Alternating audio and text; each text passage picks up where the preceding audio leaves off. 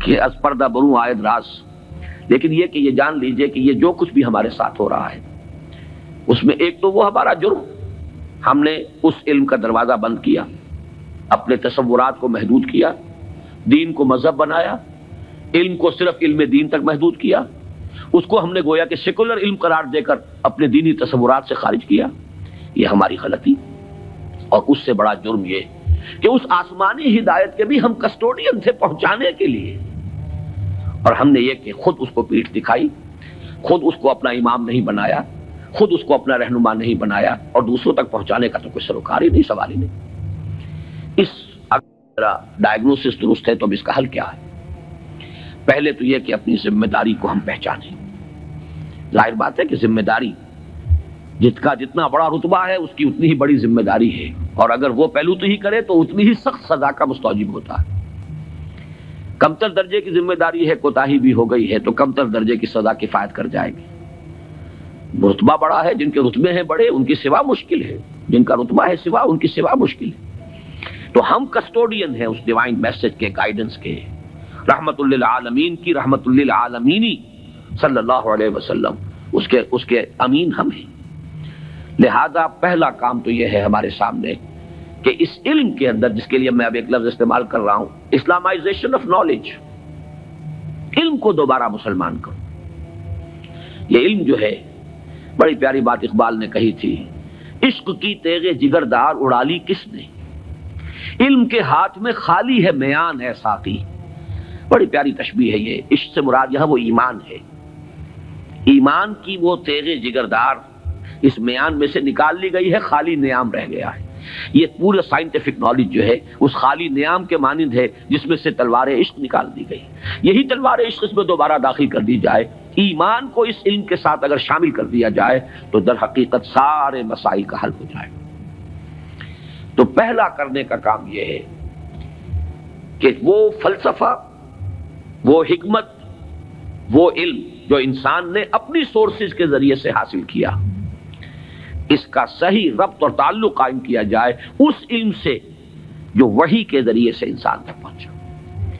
ان کے آپس میں ریکنسائل کرنا، ان کے فصل اور بود کو دور کرنا، اور اس میں قرآن کا دعویٰ ہے۔ اور جو تھوڑی سی بھی واقفیت رکھتے ہیں، واقعہ یہ ہے مورس بکائی نے پوری کتاب لکھ دی کہ آج تک سائنس کے کسی بھی شعبے میں کوئی ایسی دریافت نہیں ہوئی ہے جس نے قرآن مجید کی بیان کردہ کسی شے کو غلط ثابت کیا ہو۔ یہ بہت بڑا معجزہ ہے۔ جیسے قرآن کے اعجاز کا اس وقت سب سے بڑا مظہر کیا تھا کہ تمہارے ہاں بڑے سے بڑے فصیح اور بلیغ اور بڑے بڑے خطیب اور شاعر موجود ہیں، اس قرآن جیسا کلام مغلوب کر کے لے آؤ۔ اگر تمہارا خیال ہے کہ یہ اللہ کا کلام نہیں، محمد کا اپنا کمپوزڈ کلام ہے، تو لے آؤ، فاتو بسورۃ من مثلہ۔ اور کوئی جھوٹ موٹ کو بھی کوئی جرأت نہیں کر سکا، اتنی ان کے اندر کم سے کم شرافت تھی، کوئی جھوٹ موٹ کو بھی سامنے نہیں آیا کہ کہتا کہ یہ ہے، میں کلیم کرتا ہوں کہ یہ قرآن جیسا ہے۔ اسی طرح آج کا سب سے بڑا معجزہ یہ ہے کہ قرآن مجید 1400 برس قبل کی کتاب، اور آپ کے شاید علم میں ہوگا ٹورنٹو میں، کینیڈا میں، جو وہاں کی یونیورسٹی ہے، اس میں جو ایمبریولوجی کے جو سب سے بڑے ماہر ہیں، جن کی کہ ٹیکسٹ بک پوری دنیا میں چل رہی ہے ایمبریولوجی کی، علم جنین، حیران رہ گیا ہے وہ شخص کہ 1400 برس قبل، جبکہ ابھی مائکروسکوپ کا کوئی وجود نہیں تھا، اتنی کریکٹ ڈسکرپشن ایمبریولوجی کے سٹیجز، اس قدر صحیح اس کی جو ہے ڈسکرپشن، یہ ڈسکرپشن کہ بچہ جو ہے ماں کے پیٹ میں 3 جھلیوں کے اندر 3 دیواروں فی ظلمات ثلاث پرورش پاتا ہے۔ ابھی تو کوئی ڈسیکشن نہیں ہوئی تھی ہیومن باڈی کے، یہ جو فزیولوجی ہے اور اناٹومی بھی اس کا علم انسان کو نہیں تھا۔ یہ حقائق کیسے آئے؟ اسی لیے قرآن کہتا ہے، اس کا دعویٰ ہے سنوریہم آیاتنا فی الآفاق وفی انفسہم حتی یتبین لہم انہ الحق۔ قریب انہیں دکھائیں گے اپنی نشانیاں اور آیات، آفاق میں بھی، ان کے اپنے اندر، اپنے نفس میں بھی، یہاں تک کہ یہ بات بالکل ثابت ہو جائے گی کہ قرآن حق ہے۔ پہلے ہمیں اسے برنگ آؤٹ کرنا ہے، اس کو سامنے لانا ہے۔ پھر یہ کہ وہ حکمت اور فلسفہ، اور ادھر سے ایمان، جس کو کبھی مولانا روم نے کہا تھا چند خانی حکمت یونانیاں، حکمت ایمانی آرا ہم بخاں۔ کب تک یونانیوں کی حکمت پڑھتے رہو گے، اس کا فلسفہ پڑھتے رہو گے؟ کبھی قرآن کا فلسفہ، قرآن نے جو حکمت سکھائی ہے اسے بھی پڑھو۔ یہ ریویلڈ نالج ہے، یہ ریویلڈ وزڈم ہے، یہ ایکوائرڈ نالج ہے، یہ ایکوائرڈ وزڈم ہے. ان دونوں کے درمیان ربط قائم ہونا چاہیے، جو علم کلام کا موضوع رہا ہے ہمیشہ. آج ضرورت ہے ایک نئے علم کلام کی، اس لیے کہ وہ قدیم علم کلام جو تھا وہ اس فلسفے کے حوالے سے تھا جس کی بنیاد منطق تھی. آج جو علم کلام ہے وہ چاہیے جو سائنٹیفک ڈیٹا جو انسان نے کلیکٹ کیا ہے اس کے ساتھ صحیح ربط و تعلق قائم کرے قرآن مجید کا اور اس کی دی ہوئی تعلیمات کا. اس سے یہ ہے کہ یہ گیپ جو ہے وہ برج ہوگا اور اس کے اندر ایک توحید کا رنگ پیدا ہوگا بجائے سنویت کے. یہ علم اور یہ علم اور. ایک بڑی سادہ سی مثال میں آپ کو دے رہا ہوں. ایک بڑے نیک نوجوان تھے، یہ کوئی 10-15 سال پرانی بات بتا رہا ہوں. MSc باٹنی انہوں نے کیا. ریلیجس ایکٹیوسٹ، بڑے میدان میں مذہب کے لیے بڑے جوش و خروش سے کام کرنے والے. میں نے ان سے پوچھا کہ آپ کا کیا خیال ہے ڈاروین کے نظریے کے بارے میں؟ کہنے لگے کفر ہے. میں نے تھوڑا سا پاز کیا، میں نے کہا ٹھیک ہے وہ کفر تو ہے، لیکن تم نے کیا ہے، وہ مجھ سے کافی چھوٹے ہیں عمر میں نے کہا تم نے کیا ہے MSc باٹنی. مجھے تو اس حوالے سے بتاؤ کہ جو اس بایولوجی کے فیلڈ میں اس کے لیے جو دلائل ہیں، جو اس کے لیے شہادتیں ہیں، جو اس کے لیے ثبوت دیے گئے ہیں، ان کے بارے میں کیا رائے ہے؟ تو بلیو می ان کا جواب یہ تھا وہ تو بہت کنونسنگ ہے. یہ ہے وہ سپلٹ پرسنالٹی.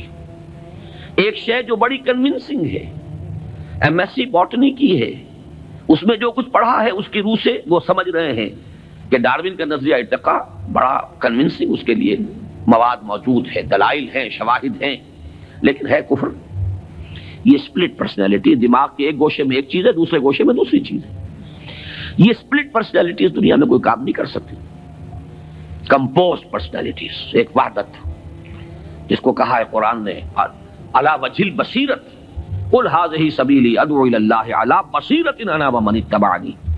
اے نبی کہہ دو یہ میرا راستہ ہے، میں اللہ کی طرف بلا رہا ہوں، تو اندھیرے میں ٹامک ٹوئیاں نہیں مار رہا ہوں. علی وجہ البصیرت، نہ صرف میں بلکہ میرے ساتھی جو میرا اتباع کر رہے ہیں وہ بھی دونوں آنکھوں سے راستہ دیکھ کر چل رہے ہیں اور بلا رہے ہیں اگر اس راستے کی طرف تو علی وجہ البصیرت بلا رہے ہیں.